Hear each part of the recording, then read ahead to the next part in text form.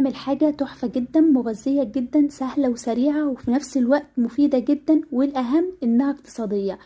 عندي الولاد مجننني، ما بيشربوش الحليب خالص، رافضينه تماما. بس على مين؟ لازم ياخدوه، لان الحليب طبعا مفيد جدا في بناء جسمهم.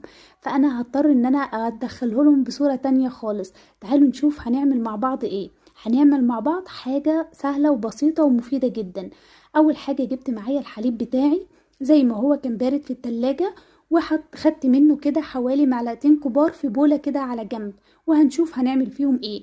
وكان عندي كده بقى فاكهة محتاجة حد ياكلها في التلاجة، مش لاقية حد يقول لها سلام عليكم.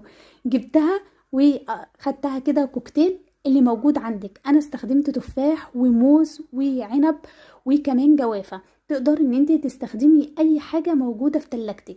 وجبت الحليب بتاعي، جبت كمان كده معلقة كبيرة من الجيلاتين حوالي 10 جرام.